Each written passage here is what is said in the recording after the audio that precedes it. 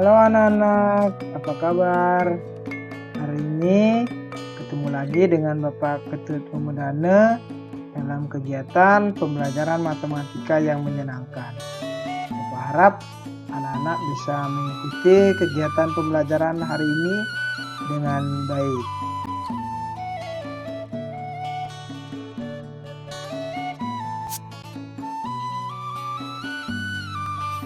Jadi pada hari ini kita akan membahas tentang ruang sampel dan kejadian yang merupakan materi matematika wajib di kelas 12.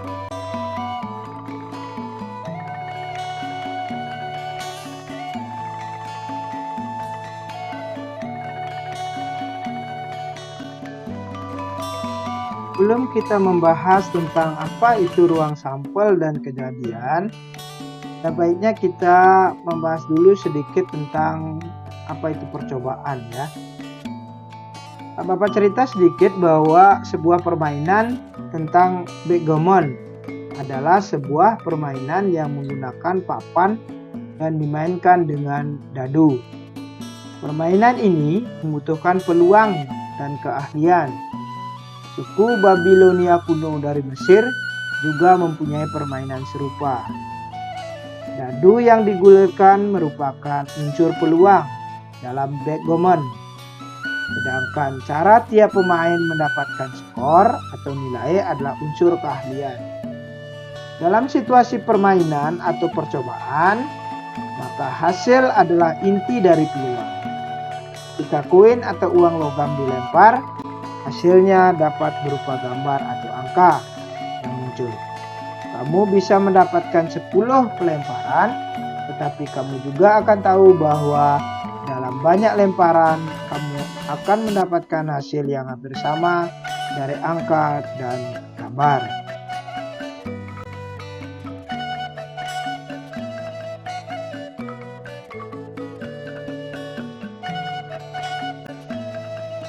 Tadi kita sudah membahas tentang percobaan, kita lanjut materinya tentang ruang sampel.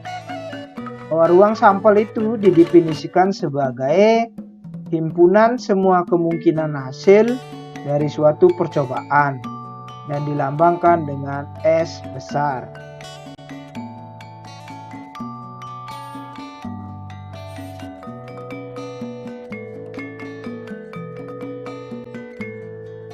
Dari definisi ruang sampel yang sudah kita pelajari tadi, di sini Bapak akan contohkan tentang ruang sampel. Bagaimana cara mencari ruang sampel? Bapak punya sebuah percobaan begini. Pada percobaan melemparkan 2 mata uang logam bersama-sama, di mana sisi-sisi uang logam adalah gambar yang kita simbolkan dengan G dan angka yang kita simbolkan dengan A. Tuliskan yang pertama A, ruang sampel sisi-sisi uang logam. Nah, yang kedua, ruang sampel sisi gambar.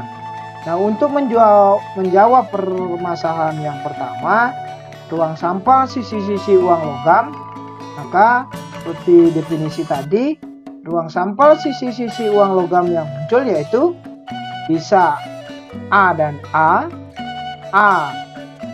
dan G dan A, dan G dan G.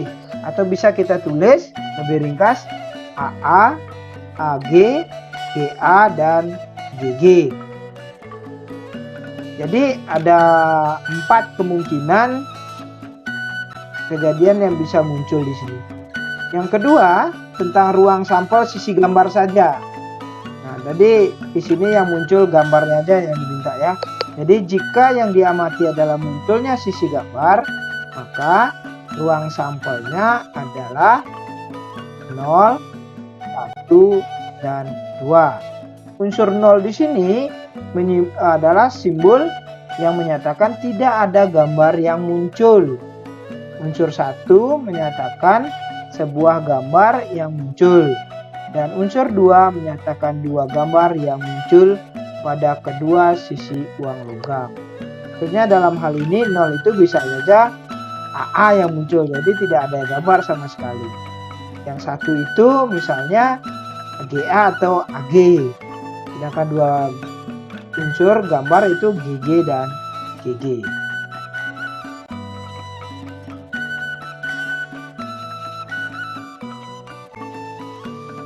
Kita sudah membahas tentang contoh dari ruang sampel. Mari kita lanjutkan tentang materi kejadian. Jadi didefinisikan sebagai berikut. Suatu kejadian E adalah himpunan hasil yang dimaksud dari suatu ruang sampel S atau E subset dari S. Mana maksudnya di sini adalah kejadian itu merupakan himpunan bagian dari ruang sampel.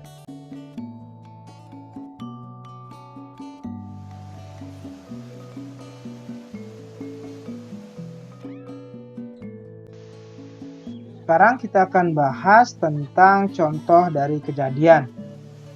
Bapak punya suatu percobaan menarik selembar kartu bridge tanpa joker.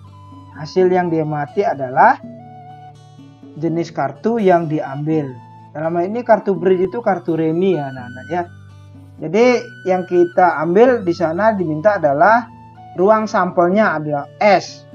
Nah, seperti kita ketahui bahwa seperangkat kartu bridge atau kartu remi itu terdiri dari 4 jenis kartu, yaitu sekop, clever, hati, dan diamond.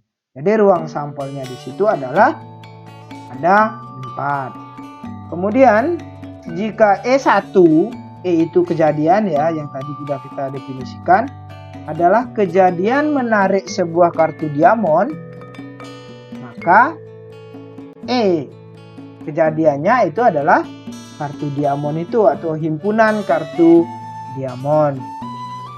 Yang kedua, jika E2 itu merupakan kejadian menarik kartu warna hitam, maka kejadian menarik kartu warna hitam yang kita simbolkan dengan E2 itu terdiri dari 2 kejadian, yaitu sekop dan leper. Karena kita ketahui bahwa pada seperangkat kartu bridge ada 4 jenis kartu, di mana masing-masing itu ada 2 berwarna hitam, yaitu sekop dan clever, dan ada 2 jenis yang berwarna merah, yaitu hati dan diamond.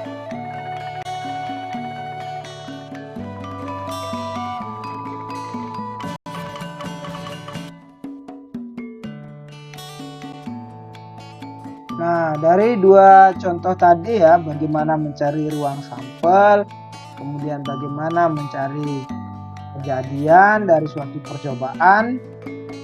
Anak-anak udah paham kan? Nah, untuk lebih memantapkan lagi tentang ruang sampel dan kejadian, maka coba anak-anak kerjakan latihan berikut ya.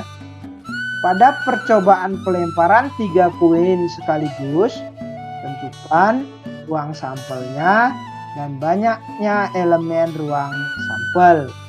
Yang kedua, kejadian A yaitu muncul paling sedikit 2 angka.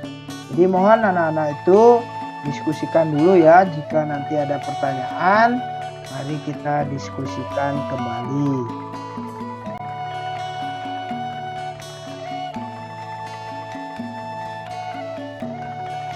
Baik, tadi kita udah membahas tentang percobaan, ruang sampel, dan kejadian. Sebelum kita akhiri pelajaran pada hari ini, Bapak akan simpulkan materi pada hari ini ya. Yang pertama tentang percobaan. Percobaan itu didefinisikan sebagai suatu proses dengan hasil dari suatu kejadian bergantung pada kesempatan. Yang kedua, ruang sampel itu adalah himpunan dari semua hasil yang mungkin dari suatu percobaan. Yang ketiga, kejadian itu adalah himpunan bagian dari ruang sampel. Jadi demikianlah materi pada pertemuan kali ini. Mudah-mudahan anak-anak bisa memahami dengan baik dan kita akan bertemu kembali pada materi berikutnya. Terima kasih.